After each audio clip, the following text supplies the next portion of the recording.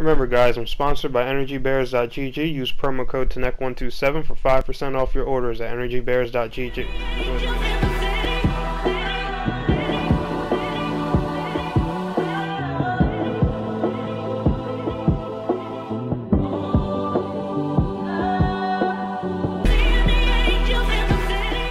And gamers, what is going on? My name is TENEC127 and welcome back to another Neverwinter PlayStation 4 video. Yes, I know it's been about a week or a little bit of a while, since I've done the Neverwinter PS4 video. It's been, things with me and Neverwinter have been a little rocky since, I announced that, I was going to be covering more games on my channel. I think I even lost a few subscribers for that, I'm sorry to, everyone that got, disappointed over that kind of thing, but it's just that, I need to branch out to other things. But like I promised, Neverwinter isn't going anywhere. The content just isn't going to be, as frequent as it was before. But anyway, guys, welcome back to another Neverwinter video. This video I'm going to be talking about the Alliance patch and the Storm King's Thunder, specifically on the PlayStation 4. Now, Storm King's Thunder obviously applies to both PS4 and Xbox One. However, the Alliances has already been on Xbox One, so a lot of the technical aspects I'm talking about for the PlayStation 4 version are specifically applied to this version. And keep in mind, guys, this little first impressions video is going to be very brief because there's not too much I can talk about without spoiling a lot of the storyline for you guys, and I don't want to spoil the Storm King's Thunder storyline for anybody. So anyway, with that being said, let's get into the video. So first off, we'll start with Alliances. For those who don't know, Alliances basically gives you the ability for one guild to ally with up to 3 other guilds. I believe it's 3 or 5 other guilds. I'm not quite sure, but it lets you combine your guilds, share resources, help each other out, and stuff like that. So it's a really good way to bring players together.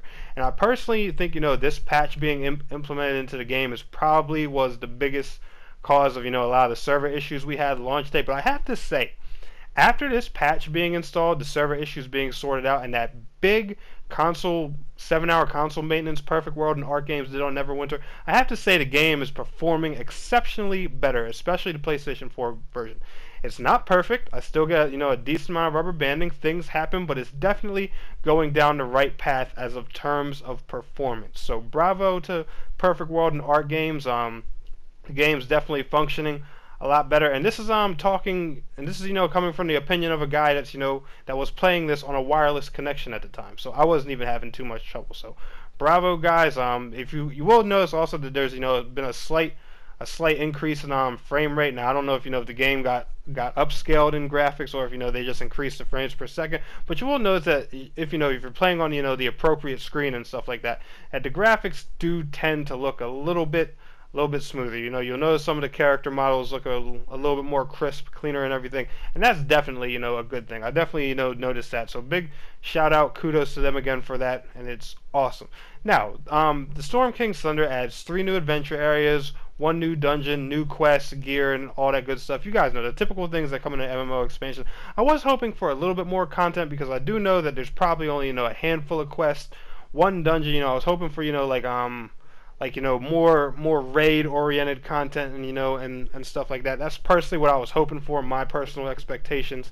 But anyway, that's not too big of a deal. I'm sure we're going to get tons of content for this game coming later on. I'm sure Perfect World, Art Games, and them have plenty of plans for this. But I do like the look of the new areas, the feel for this new thing. They kept it different. I'm glad that we're just not running in some area fighting a bunch of demons and dragons again. They gave us different types of monsters to deal with. We got polar bears, wolves, new monster mechanics. The monsters are stronger. Like if you're a gear level 2500 plus, and you run through the first area solo, these monsters will actually take a little bit of your HP down. I'm not saying they're gonna give you the good old 1-2 and put you down, but they're actually they're actually challenging. It makes the game feel fresh again, and I definitely like that, and I applaud that. And I think that's a really good thing for this game.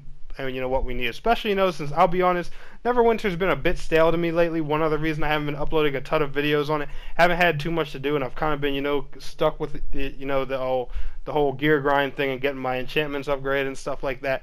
But overall, this definitely added a breath of fresh air to me. So I do look forward to playing the game more now and stuff like that. So to my honest opinion, to answer your question, is the Storm King's Thunder worth you coming and giving Neverwinter a second look if you left the game alone, absolutely. I would definitely recommend to check this out, because as you guys know, I was all over Neverwinter. I was crazy about it, and even I got a little bit burned out by the game. So if it happened to me, it can happen. It can happen to anybody. But that's kind of a common thing with me overall. But still, to my opinion, honestly, it's worth giving another look. But anyway, guys, if y'all enjoyed this video and it helped you, be sure to give it a thumbs up. And I want to thank you all so much for watching. It's your boy Snack127, and please don't forget to like, share, and subscribe.